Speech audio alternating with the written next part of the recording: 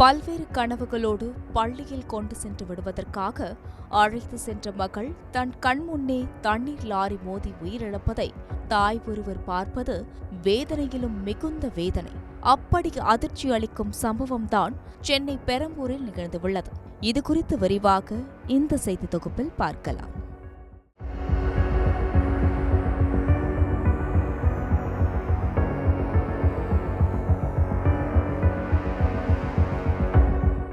Meenakshi academy of higher education and research. Admission open. Apply online. நாமக்கல்ல Tiruchengode main road எர்ணாபுரத்துல இருக்கிற Spiro prime public ஸ்கூல்ல +2 board எக்ஸாம்ஸோட சேர்த்து NEET and JEE கோச்சிங்கும் கொடுத்துட்டு இருக்காங்க. சென்னை கொளத்தூர் பகுதியில் வசித்து வருபவர் யாமினி.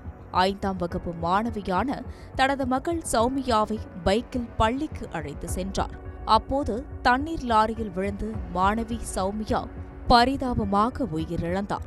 தன் கண்முன்னே மகள் உயிரிழந்ததைக் கண்டு கதறி துடித்தார் அந்த தாய். இந்த விபத்திற்கு முக்கிய காரணம் பள்ளி நேரங்களில் கனரக வாகனங்களை அனுமதித்ததே என்ற குற்றச்சாட்டு எழுந்துள்ளது. விபத்து நிகழ்ந்து சாலையான பேப்பர் மில் சாலை மிகவும் குறுகலானது. எப்போது போக்குவரத்து நெரிசல் மிகுந்தே காணப்படக்கூடிய ஒரு சாலை. பேப்பர் மில் சாலையில் 4க்கும் மேற்பட்ட பள்ளிகள் இருக்கிறது. ஆனால் பள்ளி நேரங்களில் போக்குவரத்து போலீசார் முறையாக கண்காணிப்பதில்லை என்ற குற்றச்சாட்டை அந்த பகுதி மக்கள் முன்வைக்கின்றனர். நைட்டில் அனுப்புறது தண்ணி லாரி ஆகுது, எந்த லாரி ஏன் பக்கம் பக்கத்தில் லாரி ஓட்டுறாங்க? காலையில் எதுக்கு லாரி அனுப்புகிறாங்க? ஸ்கூல் டைமில் எப்படி லாரி வெளியே வரலாம் சொல்லுங்க நீங்களே. அவன் இஷ்டத்துக்கு வர்றானுங்க, போடுறானுங்க, லோடு அடிக்கிறானுங்க. கவர்மெண்ட்டுக்கு போட்டா இல்லை தனியாருக்கு போட்டான்னு தெரியல. அவன் 20 லாரி மேலே வச்சுக்கிறான். அவன் எப்படி வேணாலும் செய்வான் சார். இந்த பாண்டி யார் பார்த்துட்டு இது வரைக்கும் ஒரு 3 ஆக்சிடென்ட் நடந்துக்கு. அதில் பாண்ட ஒன்று ஒரு பெரிய ஒரு அந்த கார்னர் பஸ் ஸ்டாண்டில் ஒரு ஆக்சிடென்ட் ஒரு 6 மாதத்துக்கு நடந்துச்சு. ஒரு பொண்ணு, ஒரு சின்ன குழந்தை, இங்கே ஒரு குழந்தை 10 வயசு குழந்தை சார். இதெல்லாம் மனசாட்சியில் நாடு. பள்ளி நேரங்களில் பள்ளிகள் இருக்கும் சாலைகளில் பல நேரங்களில் போக்குவரத்து போலீசார் நிற்பது இல்லை.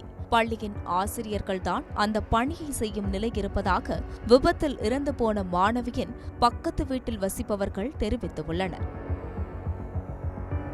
மாணவி இறந்ததை அறிந்து எங்களால் தாங்கிக் கொள்ள முடியவில்லை என்றும், மாணவியின் குடும்பத்தினரை நேரில் பார்த்து கூட ஆறுதல் சொல்ல முடியவில்லை என்றும் அவர்கள் தெரிவிக்கின்றனர். அவ்வளோ பெரிய தண்ணி லாரி ஏறிடுச்சுன்னதும் எனக்கு மனசே ஆறல. நேற்றுலேருந்து அதை கேள்விப்பட்டதும் ரொம்ப கஷ்டமாக இருக்குது. இதுக்கு உண்டான இதை எடுக்கணும் கவர்மெண்ட். ஒரு ஆக்சிடெண்ட் நடக்குதுன்னா அந்த மறுநாள் மாத்திரம் தான் பார்க்குறாங்க என்னை பொறுத்த வரைக்கும்.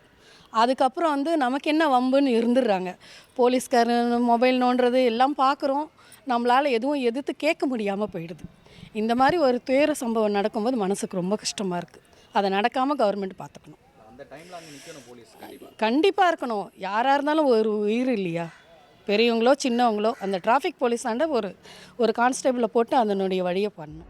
இந்த அதிர்ச்சி சம்பவத்தை அடுத்து சென்னை காவல் ஆணையர் அருண் போக்குவரத்து போலீசாருக்கு பல்வேறு உத்தரவுகளையும் அறிவுறுத்தலையும் பிறப்பித்துள்ளார்.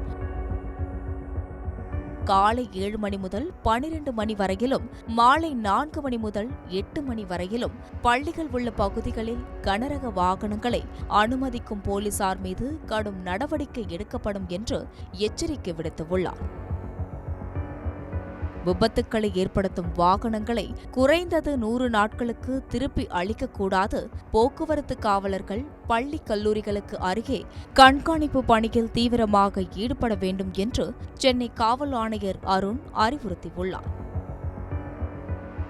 இதற்கிடையில் தங்களது பணியை ஒழுங்காக செய்யாததால் புளியாந்தோப்பு போக்குவரத்து காவல் உதவி ஆணையர் சத்தியமூர்த்திக்கு துறை ரீதியிலான நடவடிக்கை எடுப்பது தொடர்பாக நோட்டீஸ் வழங்கப்பட்டுள்ளது. செம்பியம் போக்குவரத்து ஆய்வாளர் சுடலைமணி சஸ்பெண்ட் செய்யப்பட்டுள்ளார்.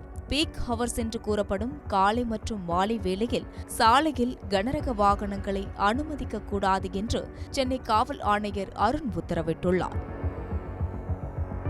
தண்ணீர் லாரி விபத்திற்கு மற்றொரு காரணம் விபத்து நிகழ்ந்த சாலையில் இருந்த பள்ளங்களும் தான் என்கின்றனர் பொதுமக்கள்.